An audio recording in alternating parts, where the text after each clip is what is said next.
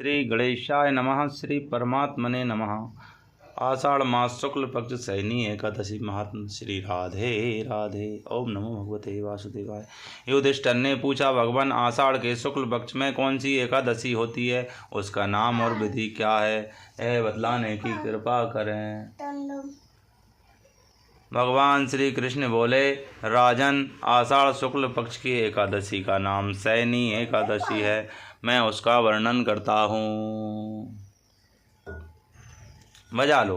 वह महान पुण्यमयी, स्वर्ग और मोक्ष प्रदान करने वाली, सब पापों को हरने वाली तथा उत्तम व्रत है। आषाढ़ शुक्ल पक्ष में सैनी एकादशी के दिन जिन्होंने कमल पुष्प से कमल लोचन भगवान विष्णु का पूजन तथा एकादशी का उत्तम व्रत किया है, उन्होंने तीनों लोकों और तीनों सनातन देवताओं का पूजन कर लिया है। हरिशनि एकादशी के दिन मेरा एक स्वरूप राजा बलि के यहाँ रहता है और दूसरा क्षीर सागर में शेषनाग की सैया पर तब तक शयन करता है जब तक आगामी कार्तिक की एकादशी नहीं आ जाती। अतः आषाढ़ शुक्ल एकादशी से लेकर कार्तिक शुक्ल एकादशी तक मनुष्य को भली भांति धर्म का आचरण करना चाहिए। जो मनुष्य इस व्रत का अनुष्ठान करता है वह परम गति को प्राप्त होता है। इस कारण यत्नपूर्वक इस एकादशी का व्रत करना चाहिए। एकादशी की रात में जागरण करके शंख चक्र और गदा धारण करने वाले भगवान श्री हरि विष्णु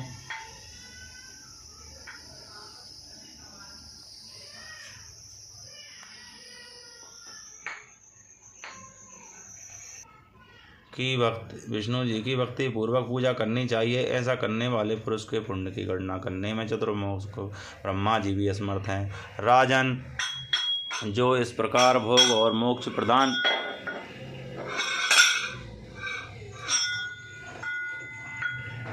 करने वाले सर्व पापाहारी एकादशी के उत्तम व्रत का पालन करता है, वह जाति का चांडाल होने पर भी संसार में सदा मेरे प्रिय करने वाला है। जो मनुष्य दीपदान, पलाश के पत्ते पर भोजन और व्रत करते हैं हुए चौमासा व्यतीत करते हैं, वे मेरे प्रिय हैं। चौमासे में भगवान विष्णु सोए रहते हैं, इसलिए मनुष्य को भूमि पर शयन करना चाहिए। सावन में शाक, भादों में दही, कुंवर में दूध और कार्तिक में दाल का त्याग कर देना चाहिए।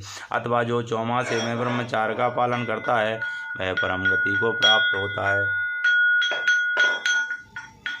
राजन, एकादशी के व्रत से ही मनुष्य सब पापों से मुक्त हो जाता है, अतः सदा इसका व्रत करना चाहिए, कभी भूलना नहीं चाहिए। सैनी और बोधनी के बीच में जो कृष्ण पक्षी एकादशियां होती हैं, गृहस्थ के लिए वे ही व्रत रखने योग्य हैं। अन्य मासों की कृष्ण पक्षी एकादशी गृहस्थ के रखने योग्य नहीं होती। शुक्ल पक्ष की एकादशी सभी को करना चाहिए। बोलिए श्री हरि विष्णु भगवान की जय। श्राधे श्राधे श्राधे श्याम। जय जय जगन्नाथ, जय जगन्नाथ।